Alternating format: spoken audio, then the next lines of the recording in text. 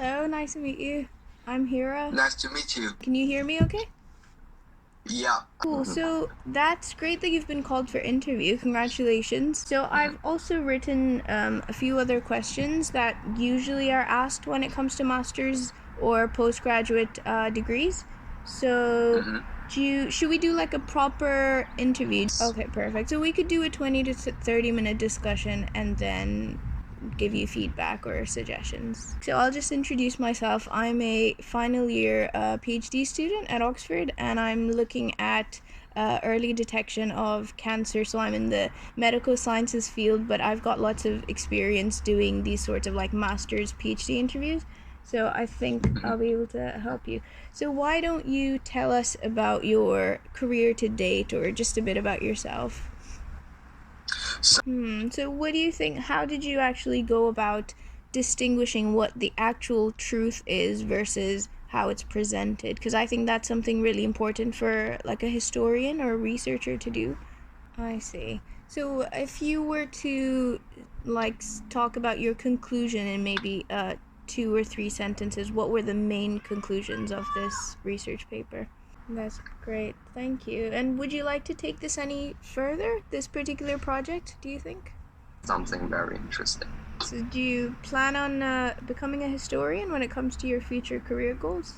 And so are there any particular modules that you're interested in when it comes to this master's? So you're hoping to do a dissertation project with them? Yeah. Okay. Have you thought about any particular areas that you'll research, or more specific titles of your dissertation? I mean, it's really early days, so we don't expect you to know, but just wondering if you thought about that. History. I see. Very cool. So, you also said that you did a bit of psychology as well. Do you think you'll be bringing any sort of knowledge or skills from that to your current degree at Oxford? I see. And how do you think your unconventional educational background has shaped you to your advantage, and what sets you apart from other candidates, for example? I see. So when I was asking that question, I meant more of like skills, if you could say certain skills that you've developed. I mean, intellectual freedom is great, but maybe think about some academic skills as well that would be relevant to the master's. Useful for me. Do you think there's any disadvantage to having this kind of experience, or any weakness? There's also, as you must have seen on the website, this 1 year could also lead to a 2 year part-time master's. Do you think you'd be interested in doing that after this? Since it's a part-time course, will you be studying something else alongside, or do you have any specific plans for that? So I was looking at your CV and your other research papers. There was something you did with regards to anti-aging, is that correct? What was that about? Because that seems quite different from your current field. Was it neuroscience kind of? Yeah, it was neuroscience kind I of. see, very cool. And that's very impressive to do at such a young age as well. Yeah, thank you. So I think that's pretty much everything I've got to ask. Do you have any questions for the interviewers? It's always good to prepare some. Yes. I see. And maybe it would also be good to ask, I don't know, about like student experience or any other support that the course provides for your personal development, maybe, things like that. So it was really good. I think you're really impressive, by the way. So I really don't think you'll have trouble getting in. So as long as you sort of what you did today, which was really good, was that you were very clear about your interests. And I really loved, for example, when I asked you about your future career goals. Most people will say, oh yes, I want to be a historian, or oh yes, I want to do this field, that field, but your answer was so different and so genuine that you would go where your curiosity takes you, and that you want to develop certain skills like writing and all that stuff. And then you talked about your how you wanted to be a bridge between online study and offline study. So it shows that you're you're not just saying something that the interviewers would like to hear. You're being true and genuine and giving your real reasons. So that was really good. I think when talking about your research paper, that was also really good how you elaborated.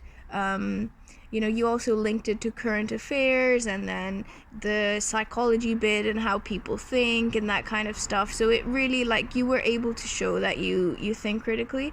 The only thing I would say is maybe so I mean, because I don't do history, but I'm pretty sure every research paper has like results, conclusion, that kind of thing, right?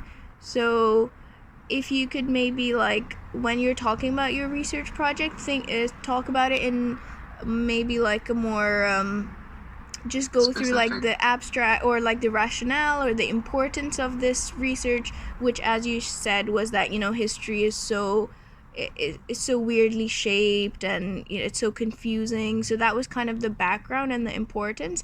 And then after that, if you could maybe like talk about the results or the conclusions, things like, I showed that there was a huge discrepancy between how we read about it in China versus how external resources were talking about it. That could be like one result or one conclusion. And then at the end you could say elaborate how this links to the current atmosphere or how it ties into current affairs, or like just the importance of it or the implications of your research. So that would be good. The French Revolution parallels was really, really good as well, because it shows that you can, picking patterns from seemingly different things is a very good skill as well. So you were able to demonstrate that.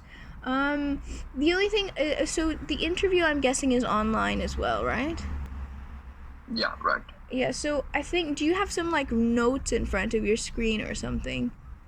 Because at some points it did look like you were reading off your screen. So maybe try not to do that, because then it looks very rehearsed. Try and remember that information so that you don't have to look at this screen, because I when it comes to real in-person interviews, you wouldn't really take notes. So this might be something that they don't like, like when you were talking about the professors' names and stuff like that. So and some other things as well. So it became kind of obvious you were looking at the screen. So I would say don't do that. It's better hard to memorize. Yeah, but it's better than like not to mention that rather than like reading it, because you want it to be as genuine as possible, right? So if you can try and you don't have to remember, for example, the detail that Unit 1 is on this or Unit 4 is on this, as long as you can, say, oh, there's also a unit on this topic, and if you roughly describe it without giving the exact title, that's also fine, because they know what the course is about. And then when it came to skills, I guess I wanted you to maybe say certain skills like think critically, or that you are a very good independent learner. So you took control of your own learning. So if you could like maybe just say, I've developed these skills over my education. And also, writing, reading, synthesizing different perspectives. Also, did you talk to people, like when you were researching this topic, did you talk to, 1911 is a while ago, so there wouldn't be any first-hand experiences, but how you were talking about how different people shape the history, like their memory and stuff. So were you talking to people evaluating memory? So I think what you just described now is the methodology of your research. So definitely talk about this when you are talking about your research. When I asked you, tell us how you went about doing this, that's what I sort of wanted to know, like how did you research it? So this was very good, the way you just explained it now, that when you go online you can't just find resources, so this is how you found primary resources and stuff like that, and the importance of going and finding primary literature, and then the museum thing as well. Like, that's really impressive. So it shows that, you know, you really went above and beyond to find the information that you needed. So that is very important to mention, I think. I forgot to ask you this. Like, what do you think makes a good historian or a good researcher? So, Because it's quite a bit of a responsibility, right? Like, to go and to actually paint an accurate picture. Right. What do you mean justify? With what? Or in what way? What do you mean? actually, I haven't actually thought about this question. I'll note this question down, actually. Yeah. Because that's very important. Because I think, like, I don't think that historians need to justify anything, right? Like, they just need to present it in a way, because if they start to justify it, sometimes history can't be justified, but that is also okay. Yeah. And I think what the word you might want to use is like unbiased or open-minded, so that it gives more. I think that's what you're meaning to say, right? Yeah. And I think they might also ask you about that medical research that you did, so maybe you could just go over that a bit, think about more, because I think you did it so long ago that you've sort of forgotten the details. That happens to me sometimes. Yeah, so just make sure that whatever you've put on your CV or your personal statement, like, you are ready to talk about it in good detail. Because one thing, when I was looking at your CV, I thought, you know, you're a historian, but then you've also done AI, you've also done medical research. Like, that's impressive, but they might also want to test that that was actually you've actually done what you say you've done. So make sure that you remember the details, so they don't, like, start doubting it or anything. So they might try to verify. Yeah, but it's okay. You're able to talk about it, so use that to your advantage. You know that you were able to explore all these different fields and learn from different things, and it makes you a better learner when you can learn in so many different fields. So it's definitely something you should use to your advantage. You mentioned, like, CCP. Is that an abbreviation historians are very familiar with? Maybe just say it, like, because if you use abbreviations, you should just expand it first. Just so everyone knows. It was just a minor point I noticed.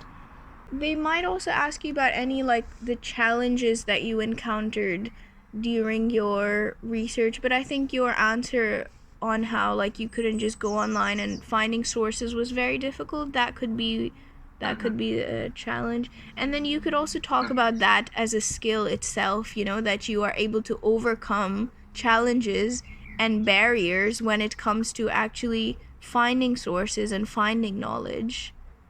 So